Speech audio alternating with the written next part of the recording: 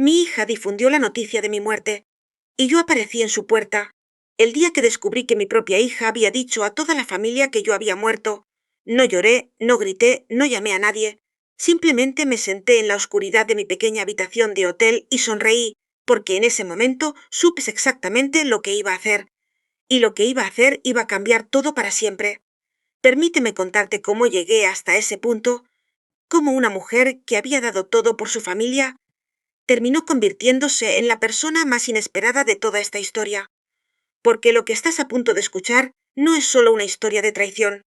Es una historia de una madre que aprendió que el silencio puede ser el arma más poderosa del mundo. Mi nombre es Elena Castillo, tengo 63 años y durante casi 40 años de mi vida dediqué cada respiración, cada peso, cada lágrima, cada momento de sueño y de vigilia a construir una familia que, según yo creía, me amaba con la misma intensidad con la que yo los amaba a ellos. Pero la vida tiene una manera muy cruel de enseñarte que no todas las personas que sonríen en tu presencia son tus aliadas, y que a veces las personas más peligrosas son las que duermen bajo tu mismo techo y comen en tu misma mesa. Todo comenzó hace exactamente 2 años, cuando mi esposo Rodrigo murió después de una larga enfermedad, y aunque su muerte fue un dolor que pensé que nunca podría superar, lo que vino después de su muerte fue algo para lo que ninguna madre, ninguna mujer, ningún ser humano en este mundo está preparado. Rodrigo y yo habíamos construido juntos un pequeño negocio de importación de textiles que con los años se convirtió en algo más grande de lo que jamás imaginamos. Teníamos una casa en las afueras de la ciudad, algunos ahorros en el banco y 2 propiedades que habíamos comprado como inversión para nuestro retiro. No éramos ricos en el sentido extravagante de la palabra, pero éramos cómodos, éramos estables, y lo más importante es que todo lo que teníamos lo habíamos construido con trabajo honesto, con madrugadas, con sacrificios que solo Rodrigo y yo conocíamos. Nuestra hija mayor, Valentina, tenía 38 años cuando su padre murió, era abogada, vivía en un departamento caro en el centro de la ciudad con su esposo Marcos, un hombre de quien nunca me agradó la manera en que miraba las cosas que no eran suyas, con esa expresión calculadora que tienen las personas que siempre están midiendo el valor de todo. Y debo admitir que desde el primer día que Valentina lo trajo a casa, algo en mi interior me dijo que ese hombre algún día nos traería problemas. Pero uno no le dice esas cosas a una hija enamorada porque simplemente no te escucha, y entonces uno guarda ese presentimiento en algún rincón del corazón esperando equivocarse, esperando que el tiempo le que uno estaba equivocado. Nuestro hijo menor, Sebastián, tenía 34 años, era el más callado de los dos, el que siempre decía que sí a todo, el que nunca contradecía a nadie, pero había aprendido con los años que el silencio de Sebastián no era timidez, sino conveniencia, que él siempre se ponía del lado del que más podía darle en ese momento, como una veleta que gira hacia donde sopla el viento más favorable. Y aunque me duele admitirlo porque es mi hijo, Sebastián nunca tuvo la fortaleza moral de su padre, ni la determinación que yo siempre intenté enseñarles. El funeral de Rodrigo fue triste y hermoso al mismo tiempo. Vinieron personas de todos los años de nuestra vida, vecinos, amigos del negocio, personas que Rodrigo había ayudado en silencio durante décadas sin pedir nada a cambio, porque así era él, un hombre que daba sin llevar cuenta. Y yo estaba tan sumergida en mi dolor que no noté en ese momento las conversaciones que mis hijos tenían en las esquinas, los susurros, las miradas que se cruzaban por encima de mi cabeza, mientras yo recibía los abrazos y los pésames de las personas que vinieron a despedirse de mi esposo. Fue 3 días después del funeral cuando Valentina me llamó y me dijo que necesitábamos hablar de asuntos prácticos, y yo, en mi ingenuidad de madre que acaba de enterrar a su esposo, pensé que quería ayudarme a organizar los papeles del negocio, los documentos del banco, las cosas administrativas que hay que atender después de una muerte. Pero cuando llegué a su departamento y vi que Sebastián también estaba ahí, sentado en el sofá con esa expresión de quien ha ensayado algo que va a decir, y vi a Marcos de pie junto a la ventana con una carpeta de documentos en la mano, algo en mi interior se tensó como una cuerda que está a punto de romperse. Lo que me dijeron ese día lo voy a recordar por el resto de mi vida, con una claridad que ningún tiempo podrá borrar. Valentina me explicó, con esa voz de abogada que usa cuando quiere que algo suene oficial e irrefutable, que había revisado todos los documentos de mi esposo y que había inconsistencias en los títulos de las propiedades, que el negocio estaba registrado de una manera que podría generar problemas fiscales, que lo más conveniente para todos, incluyendo para mí, era que yo firmara ciertos documentos que transferían temporalmente la administración de los bienes a nombre de ella y de Sebastián, solo mientras se resolvían estos supuestos problemas, solo de manera temporal. Me dijo con esa sonrisa que ahora entiendo perfectamente, esa sonrisa que no llega a los ojos. Marcos puso la carpeta sobre la mesa frente a mí y la abrió en una página marcada con una flecha adhesiva amarilla señalando la línea donde yo debía firmar, y yo miré esa página y luego los miré a ellos tres, y sentí algo que no supe nombrar en ese momento, pero que ahora reconozco perfectamente. Fue el momento exacto en que una madre entiende que sus hijos no son los hijos que ella creyó haber criado. Les dije que necesitaba tiempo para pensar, que quería revisar los documentos con calma, que no estaba en condiciones emocionales de firmar nada en ese momento, y la reacción de Valentina ante mi negativa fue inmediata y reveladora. Su expresión cambió en una fracción de segundo. Ese barniz de preocupación filial desapareció y debajo apareció algo más duro, más frío, y me dijo que estaba siendo irracional por el duelo, y que firmar era lo mejor para proteger el patrimonio familiar. Salí de ese departamento sin firmar nada y manejé de regreso a mi casa con las manos temblando sobre el volante. No de miedo, sino de esa rabia fría que se instala en el cuerpo cuando la traición viene de donde uno menos esperaba recibirla. Y cuando llegué a mi casa vacía, a esa casa que Rodrigo y yo habíamos llenado de vida durante tantos años, me senté en su sillón favorito y le hablé como si él pudiera escucharme, como si todavía estuviera ahí, y le dije: Rodrigo, algo muy malo está pasando y voy a necesitar ser más inteligente que nunca. En los días siguientes intenté hablar con Valentina varias veces, pero ella siempre tenía una razón para estar ocupada, para posponer la conversación, y cuando finalmente logré verla, me di cuenta de que algo había cambiado en su manera de tratarme. Había una distancia nueva, una frialdad calculada, como si me estuviera midiendo, como si estuviera esperando algo. Sebastián tampoco contestaba mis llamadas con la misma frecuencia de antes, y cuando lo hacía su conversación era corta, distraída, llena de monosílabos, y una noche que lo llamé para pedirle que viniera a cenar, me dijo que estaba muy ocupado, con una voz que no sonaba a ocupado, sino a incómodo, a culpable, a alguien que sabe algo que no quiere decirte. Fue mi vecina y amiga de 30 años, Carmen, quien sin querer me dio la primera señal de que algo mucho más grave estaba ocurriendo. Carmen me llamó un martes por la mañana con una voz extraña, una voz donde se mezclaban la confusión y la preocupación, y me preguntó si yo estaba bien, si me había pasado algo, porque ella había recibido una llamada de la hija de una amiga común diciéndole que yo había tenido un accidente muy grave y que estaba en el hospital en estado crítico. Me quedé en silencio al otro lado del teléfono, procesando lo que Carmen acababa de decirme, y le pregunté quién exactamente le había dado esa información. Y cuando Carmen me dijo el nombre, sentí que el suelo se movía debajo de mis pies, porque el nombre que me dio era el de una persona muy cercana a Valentina. Le dije a Carmen que estaba perfectamente bien, que no había ningún accidente, que era un malentendido, colgué el teléfono y me quedé sentada durante un largo rato en la cocina mirando la pared, porque mi mente estaba haciendo conexiones que mi corazón de madre no quería hacer, pero que eran inevitables. Esa misma tarde llamé a mi prima Lucía, que vive en otra ciudad, y Lucía respondió con una voz llena de alivio mezclado con confusión y me dijo: Elena, gracias a Dios, me dijeron que estabas muy enferma, que los médicos no sabían si ibas a recuperarte. Colgué el teléfono con Lucía y llamé a mi amiga de toda la vida, Rosario, y Rosario, al escuchar mi voz, exclamó con genuina sorpresa: Elena, pero si me dijeron que habías muerto. Y ahí estaba la palabra, dicha sin rodeos, sin eufemismos: muerto. Me habían dicho que yo había muerto. El mundo se detuvo por un momento completo, un momento donde el tiempo no existió y donde solo existía esa palabra flotando en el aire de mi cocina. Muerto. Mi propia hija había dicho a personas de mi círculo que yo había muerto, y la única razón que existía en el universo para que alguien hiciera algo así era para poder actuar sobre mis bienes sin mi presencia, sin mi firma, sin mi voz que pudiera decir que no. Esa noche no dormí. Me quedé sentada en la oscuridad de mi sala pensando, analizando, recordando cada conversación, cada mirada, cada silencio de las últimas semanas, y todo empezó a tomar una forma que era horrible pero perfectamente coherente. Valentina y Marcos habían estado planeando esto desde antes de que Rodrigo muriera, o quizás desde el mismo momento de su muerte,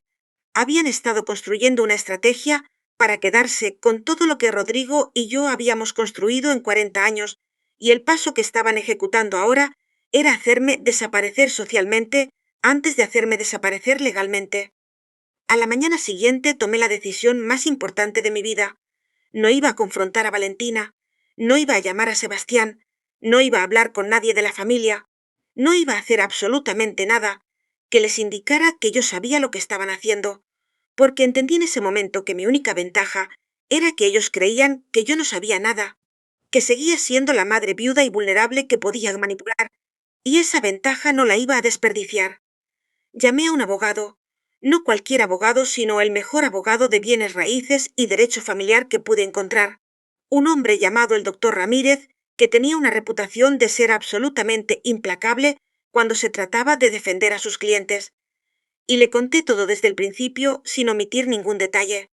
El doctor Ramírez me escuchó en silencio durante casi 2 horas, tomando notas, haciendo preguntas precisas, y cuando terminé de hablar me dijo algo que cambió completamente mi perspectiva. Me dijo que lo que yo describía no era solo una traición familiar, potencialmente varios delitos graves, incluyendo fraude, suplantación de identidad para propósitos de apropiación ilegal de bienes y posiblemente conspiración, y que si yo quería no solo proteger lo mío, sino que hubiera consecuencias de caes reales para quienes habían hecho esto, necesitábamos construir un caso sólido, y para eso necesitábamos evidencia, mucha evidencia, recopilada con paciencia y sin que los involucrados supieran que Zayab's Capos Rocobala. El doctor Ramírez me recomendó también hablar con un investigador privado, un hombre discreto y profesional llamado don Alberto, quien en los siguientes días comenzó a documentar de manera silenciosa todo lo que estaba ocurriendo. Mientras tanto, yo mantuve una fachada perfecta. Llamé a Valentina como si nada hubiera pasado. Le dije que había estado pensando en su propuesta, que quizás tenía razón, que el duelo me había nublado el juicio, que quería que nos reuniéramos pronto para hablar. La calidez que regresó instantáneamente a la voz de mi hija cuando escuchó esas palabras me produjo un dolor que no sé cómo describir, porque en ese momento confirmé definitivamente que lo que movía a Valentina no era el amor por mí, sino la expectativa de lo que podía obtener de mí, y eso es algo que ninguna madre debería tener que descubrir jamás sobre su propio hijo. Don Alberto fue descubriendo en los días siguientes cosas que el doctor Ramírez calificó de extraordinariamente graves. Había evidencia de que Valentina y Marcos habían contactado a un notario para preparar documentos de transferencia de propiedades, que habían hablado con el contador del negocio de mi esposo intentando obtener acceso a las cuentas. Y lo más impactante de todo, había registros de llamadas telefónicas donde Valentina había informado a varios miembros de la familia extendida no solo que yo estaba gravemente enferma, sino que había fallecido, que el funeral se haría en privado por mi deseo expreso, y que los bienes ya estaban siendo organizados por ella como mi heredera directa. El nivel de elaboración de este plan me dejó sin palabras durante varios días, porque implicaba que mi hija había calculado cada paso, había pensado en cada detalle, había construido una mente compleja y sostenida, con la frialdad de alguien que no siente culpa por lo que está haciendo. Hubo noches en las que no podía dormir y me preguntaba dónde había fallado como madre, qué había hecho o dejado de hacer para que la persona que cargué en mi vientre durante 9 meses pudiera hacer algo así, y el doctor Ramírez, que con el tiempo se convirtió no solo en mi abogado, sino en algo parecido a un confidente, me dijo algo que guardé en el corazón. Elena, hay personas que hacen el mal no porque de sus padres para allá, sino porque eligieron hacerlo, y esa elección no dice nada de usted, sino todo de ellos. Sebastián, descubrimos también, no era un participante activo del plan, pero era plenamente consciente de él, y había elegido el silencio cómplice de quien no quiere mojarse, pero tampoco quiere perderse los beneficios. Y de alguna manera a esa cobardía moral me dolió de una manera diferente, pero igual de profunda. Durante 6 semanas construimos el caso, 6 semanas en las que yo mantuve conversaciones normales con Valentina, en las que fui a comer con ella 2 veces, fingiendo que estaba considerando firmar los documentos,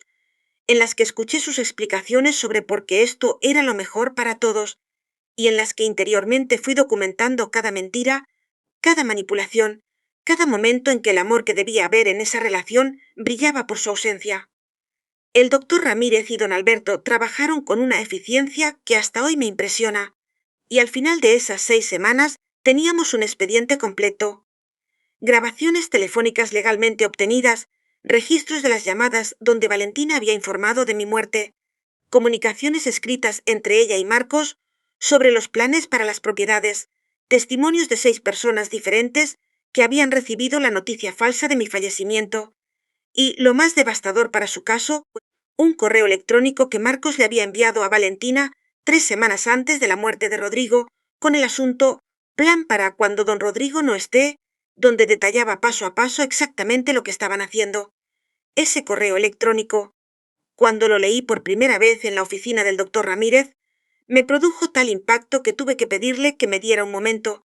Salí al baño del despacho, cerré la puerta y lloré durante 5 minutos con una intensidad que no había sentido ni en el funeral de Rodrigo, porque el funeral de Rodrigo era el llanto por alguien que me amaba y que se había ido. Pero ese llanto en el baño del despacho era el llanto por algo que nunca había existido de la manera que yo creía que existía. Cuando salí del baño tenía los ojos secos y la mente completamente clara. El doctor Ramírez me presentó entonces el plan que habíamos estado construyendo juntos durante semanas, el plan que no era solo defensivo sino activo, no solo para proteger mis bienes, sino para que hubiera consecuencias reales y públicas. Y cuando me explicó cada parte del plan, sentí algo que hacía mucho tiempo no sentía. Control. Primero lo legal. El doctor Ramírez había preparado ya todos los documentos necesarios para blindar completamente mis propiedades. Había registrado formalmente ante notario mi estado de vida y salud. Había notificado a las instituciones bancarias correspondientes sobre el intento de manipulación de mis cuentas y había preparado una denuncia formal ante las autoridades que podría presentarse en el momento que yo decidiera.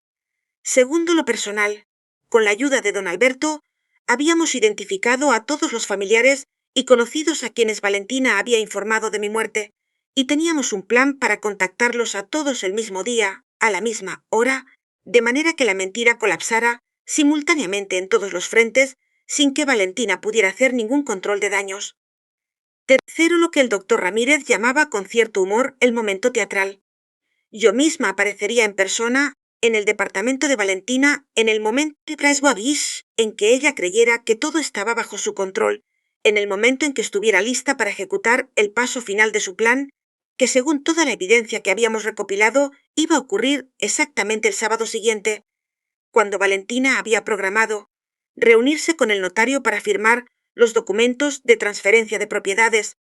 usando una representación legal que ella había fabricado basándose en mi supuesto fallecimiento. El jueves antes del sábado en cuestión me instalé en un pequeño hotel cercano al departamento de Valentina, no porque tuviera miedo de estar en mi propia casa, sino porque quería estar cerca para el momento final, y porque honestamente necesitaba esos 2 días de silencio y distancia para prepararme mentalmente para lo que iba a ocurrir, para encontrar dentro de mí la serenidad que necesitaba para enfrentar a mi hija, no sino con la frialdad documentada de alguien que sabe exactamente lo que está haciendo y por qué. Fue en esa habitación de hotel, la noche del viernes, cuando me senté en la oscuridad y sonreí, como les conté al principio, porque en ese momento todo estaba listo y lo único que quedaba era ejecutar el plan.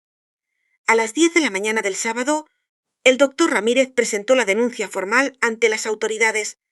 que gracias a la solidez del expediente fue recibida con una rapidez inusual, y 2 oficiales de la Unidad de Delitos Económicos acordaron acompañarnos al departamento de Valentina como parte del procedimiento oficial. Don Alberto, mientras tanto, ejecutó el plan de contacto simultáneo con todos los familiares y conocidos que habían recibido la noticia falsa de mi muerte, enviando mensajes con mi fotografía de ese mismo día, sosteniendo el periódico de esa fecha, con un texto simple y devastador. Buenos días, soy Elena Castillo. Como pueden ver, estoy muy viva. Les cuento lo que ha pasado. A las 11 de la mañana de ese sábado, mientras Valentina estaba en el departamento y yo preparándose para ir a la notaría, escuché el timbre de su puerta desde el otro lado, escuché sus pasos acercándose, escuché el pestillo girando, y cuando la puerta se abrió y Valentina me vio de pie en el umbral, con el doctor Ramírez a mi derecha, con los 2 oficiales detrás de él, y con don Alberto a mi izquierda sosteniendo el expediente completo, el color abandonó completamente su rostro en una fracción de segundo de una manera que nunca olvidaré. No grité, no lloré, no le dije nada cruel. La miré a los ojos durante un momento largo y silencioso y le dije simplemente: «Hola, Valentina, soy yo tu madre, la que murió». Lo que siguió en las horas y días posteriores a ese momento fue a la vez doloroso y, debo admitirlo, necesario. Marcos fue detenido ese mismo día por los oficiales que nos acompañaban, puesto que su nombre era el más prominente en los documentos fraudulentos y en el correo electrónico que había resultado ser la pieza más devastadora de toda la evidencia.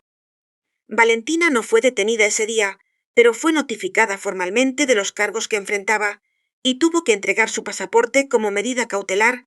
lo que significó el colapso instantáneo de cualquier plan de evasión que pudiera haber contemplado.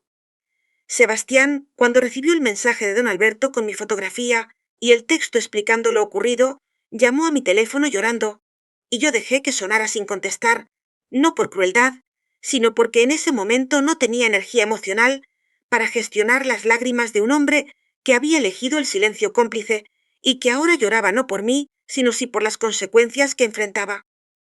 Los familiares que habían recibido la noticia de mi muerte y que ahora recibían la verdad reaccionaron con una mezcla de incredulidad, indignación y ese tipo de conmoción que sacude a las familias hasta los cimientos y las obliga a mirarse con honestidad.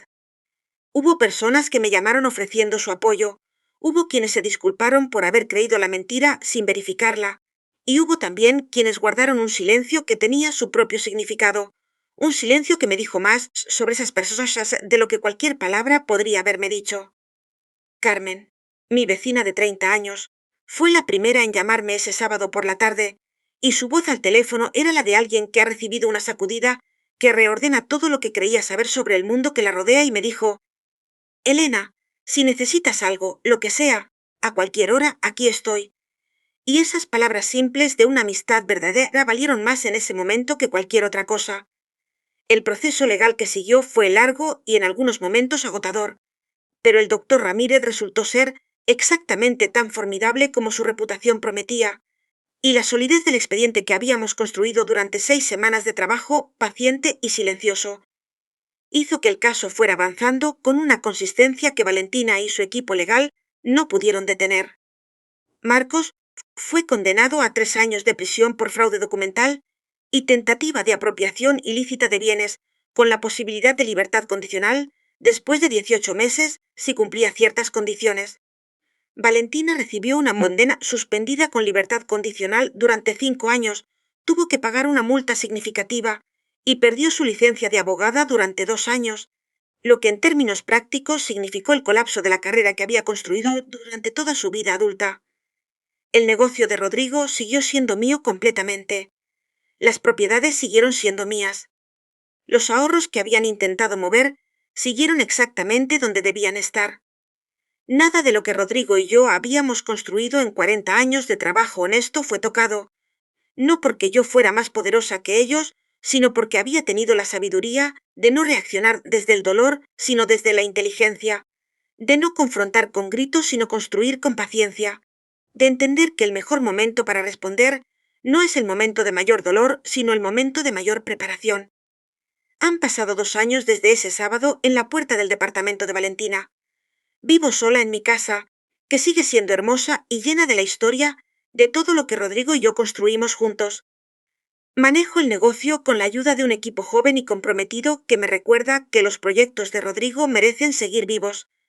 Valentina y yo no tenemos comunicación, y aunque hay momentos en los que esa ausencia duele de maneras que no sé explicar con palabras, porque el amor de madre no desaparece aunque sí se transforma, he llegado a un lugar de paz con esa realidad. Sebastián me contactó hace 8 meses con una carta escrita a mano, no un mensaje de texto ni un correo electrónico, sino una carta de 7 páginas donde intentaba explicar su silencio, donde reconocía su cobardía, donde pedía perdón. Y he leído esa carta muchas veces sin haber decidido todavía qué voy a hacer con ella, porque el perdón es una decisión compleja que uno no puede apresurar sin traicionarse a sí mismo. Carmen sigue siendo mi vecina y mi amiga, y hay tardes en las que tomamos café en su jardín y hablamos de todo y de nada. Y en esas tardes entiendo que la riqueza real de una vida no está en los títulos de propiedad ni en las cuentas bancarias, sino en las personas que te dicen tu nombre con amor cuando te llaman por teléfono. Lo que aprendí de todo esto no cabe en una sola lección, sino en muchas. Aprendí que el dolor más profundo no paraliza, sino que clarifica, que la paciencia no es pasividad, sino estrategia, que conocer tu valor no requiere que nadie más te lo confirme, que los documentos legales son la poesía práctica de quien ha aprendido a proteger lo que ama, y que a veces la respuesta más poderosa a la traición no es el grito, sino el silencio calculado que precede a la verdad. Rodrigo, si pudiera escucharme desde donde esté, creo que estaría orgulloso. No porque me vengué,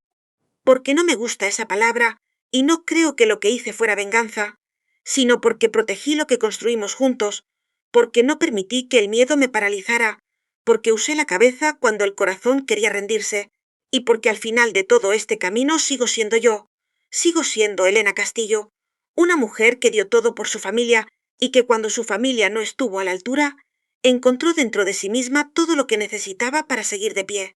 La próxima vez que alguien te diga que una madre vieja y sola no puede defenderse sola, cuéntales esta historia y diles que la mujer de la que hablan sonrió en la oscuridad de una habitación de hotel la noche antes de que todo cambiara, porque sabía exactamente lo que iba a hacer, y lo que iba a hacer iba a cambiar todo para siempre.